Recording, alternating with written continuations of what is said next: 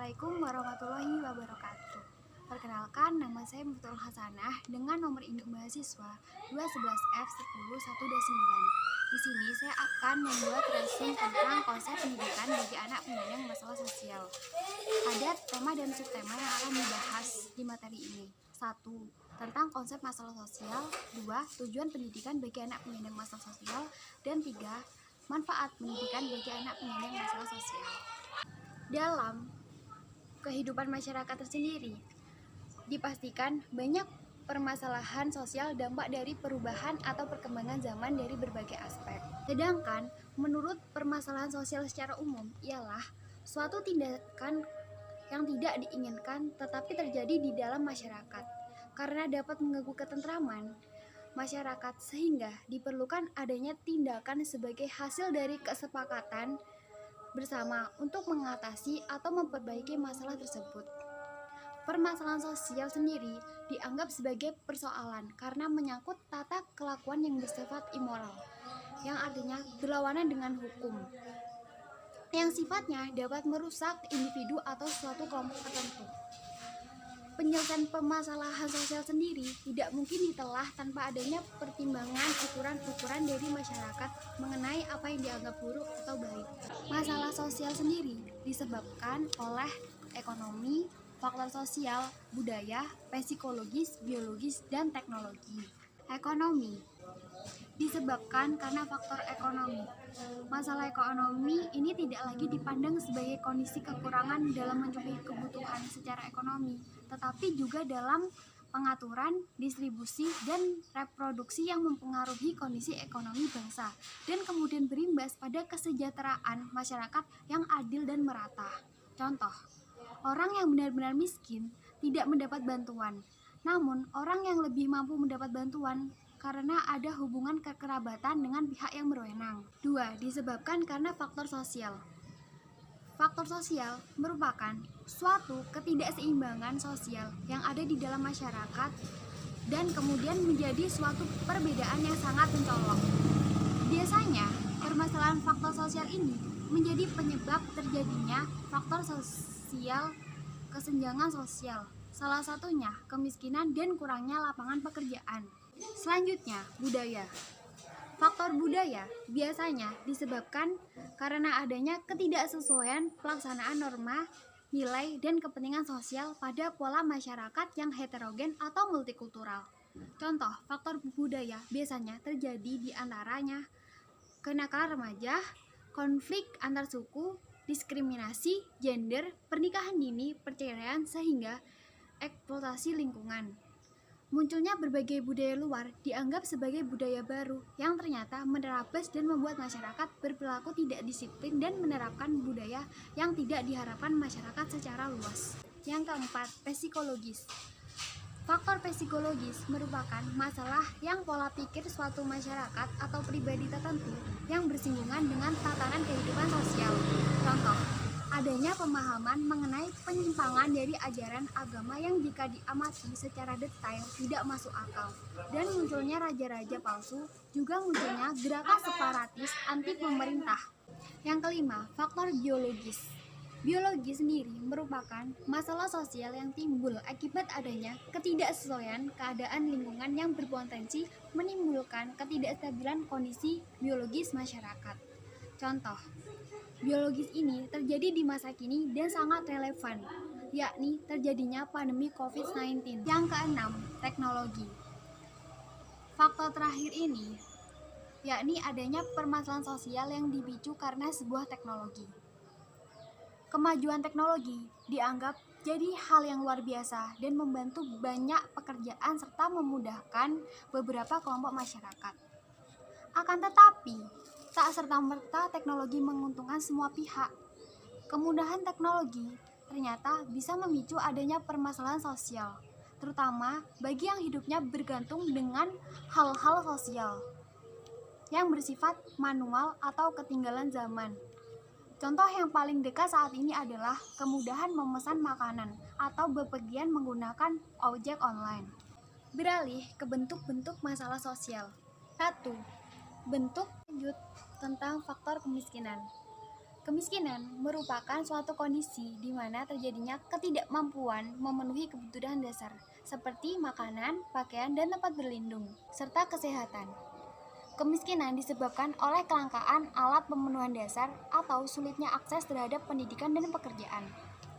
Saat ini, masalah kemiskinan sudah menjadi masalah global yang dialami oleh beberapa negara.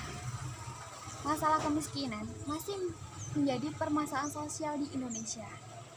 Dari hasil survei menunjukkan bahwa ada kenaikan pengangguran di Indonesia mencapai 2,67% dari jumlah awal, yakni sekitar 28 juta orang, atau sekitar mengalami kenaikan 9,77 juta orang.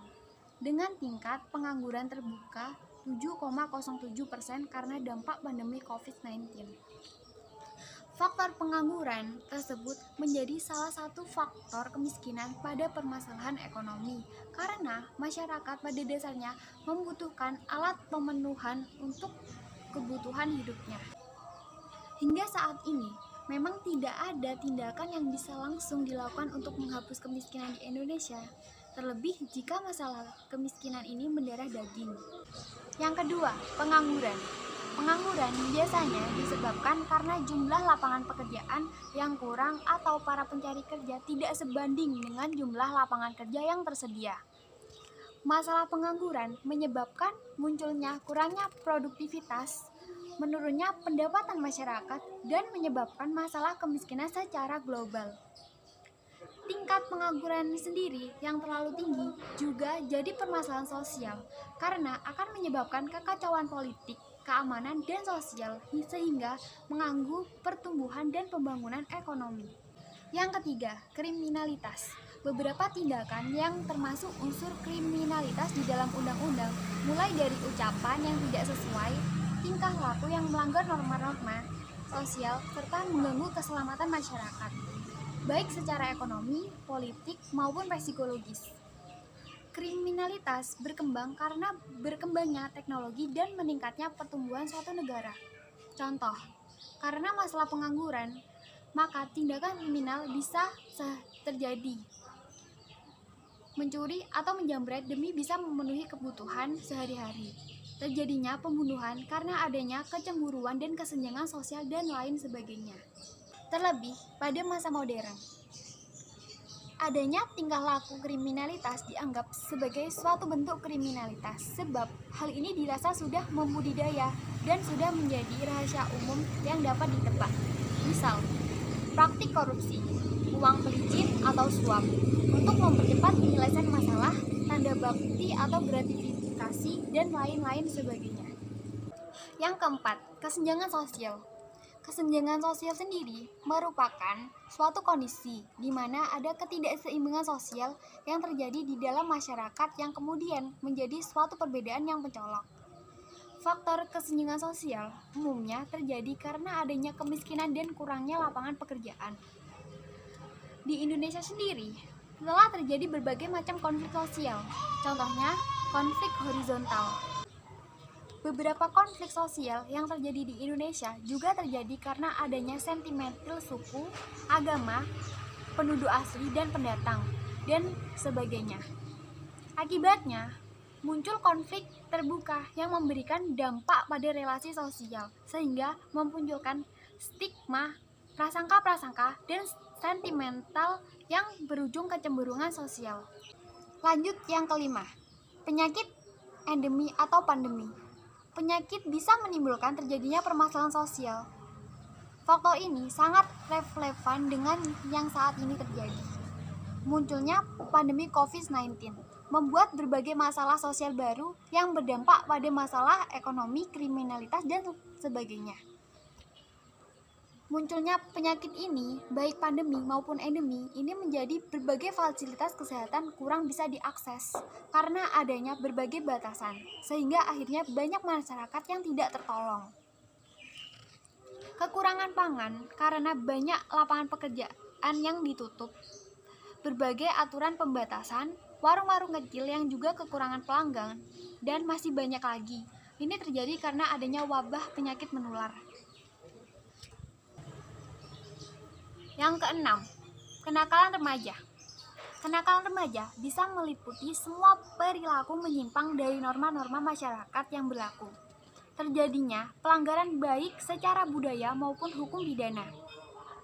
Biasanya, kasus kenakalan remaja diantaranya adalah kabur dari rumah, membolos sekolah, merokok, minum minuman keras, balap liar, dan sebagainya. Tetapi, pelanggaran status ini biasanya tidak tercatat secara kuantitas karena dianggap bukan sebagai kasus pelanggaran hukum.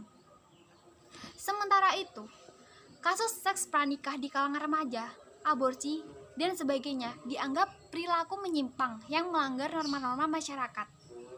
Kasus kenakalan remaja biasanya disebabkan karena belum matangnya emosi remaja yang ditandai dengan penilaian situasi kritis terhadap kepercayaan diri dan kemampuan diri sendiri dalam mengambil sikap, bertindak, dan sebagainya.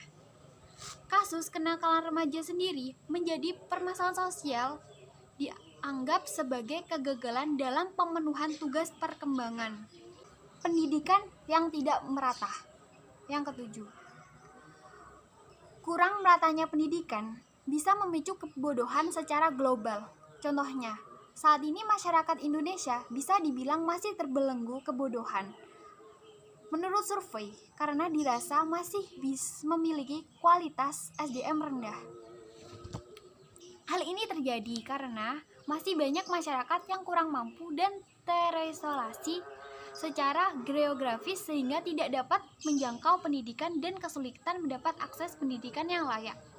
Tidak bisa dipungkiri, maju atau tidaknya sebuah negara ditentukan dengan kualitas pendidikan dan kualitas SDM.